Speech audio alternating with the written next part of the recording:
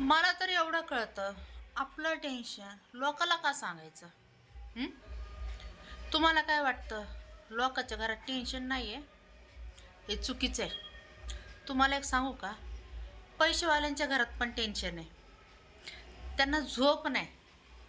त्या बाबतीत आपण खूप सुखी आहे. का सांगू का? जेवढं कमवतो, खातो, पितो, निवांत झोपतो.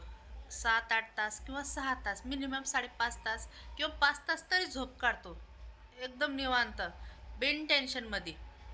पण ते जे पैसेवाले असतात, त्यांना एक एक मिनटं म्हणजे खूप महत्त्वाचे असतात. आणि मेन म्हणजे त्यांना झोपही नसते.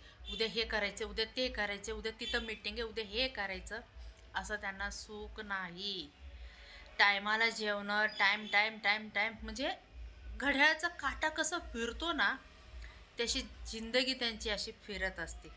म्हणजे त्या घड्याळाच्या काट्यासारखं ते पण तसे असे मिनटाचा विचार करून तसं राहत असतात. आपण बघा, झोप आली, झोपलो. दुपारचं, सकाळचं 3 तास झोपू, 2 तास झोपू, दिवसभर कधीही झोपू, कधीही घरातले कामं करू, कधीही काही करू. म्हणजे खुश कोण आहे?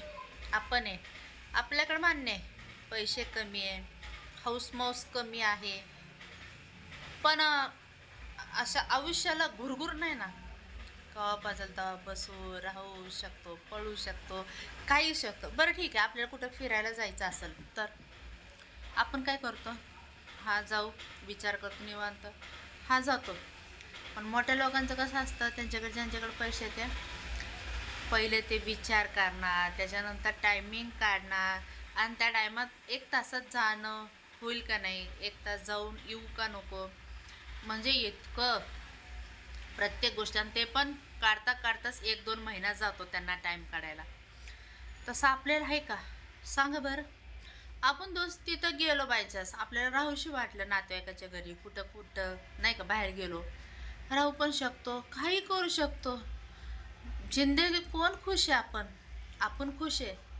ज्यांच्याकडे जास्त पैसा आहे ना, ते अजिबात खुश नाही आहे. मी सांगते ना तुम्हाला, रात्रीचे 11-12 वाजता झोपतात, 3:30-4ला उठतात. का तर पहाटे पण त्यांना कुठेतरी जायचं असतं. अख्खे दिवस राबतात ते. तेव्हा त्यांच्याकडं पैसा असतो. पैसा उगच नसतो, पण सुखाला सुख म्हणजे जीवाला सुख नसतो. हे तर पैसेवाल्यांचे असं असतं.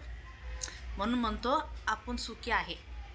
तुम्हाला खरं सांगते, आपण खूप म्हणजे खूप सुखी आहे. देवाला तेच आभार माना. खरंच तुम्ही लय आभार माना देवाला.